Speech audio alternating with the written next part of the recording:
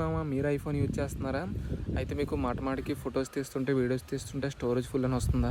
ఇప్పటి నుంచి మీకు లిమిటెడ్ స్టోరేజ్ వచ్చేటట్టుగా నేనైతే చేస్తాను. అదేలాగా మీరు ఈ వీడియోని అయితే ఫుల్గా అయితే చూసేయండి.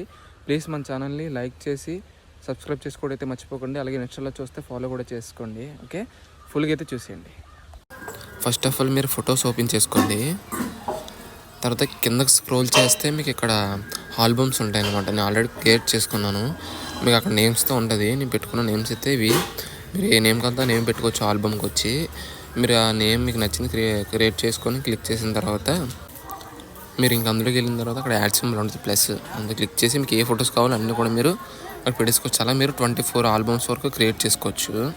అలా మీరు ఎన్ని కావాలో ఏ ఫొటోస్ కావాలో ఎన్ని ఫొటోస్ అన్నీ పెట్టేసుకున్న తర్వాత మీరు అక్కడ బయట డిలీట్ చేసేసినా సరే మీకు ఇందులో స్టోరేజ్ ఉండిపోతాయి.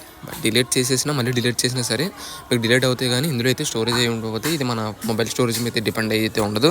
యాపిల్ సర్వర్ అయితే ఇదంతా డిపెండ్ అయ్యి ఉంటుంది. మీరు ఎవరైనా బాగా యూజ్ చేసుకోకపోతే బాగా యూజ్ చేసుకోండి. ఇంకెవరికైనా తెలియకపోతే మన వీడియోని అయితే షేర్ చేయండి. Okay, bye.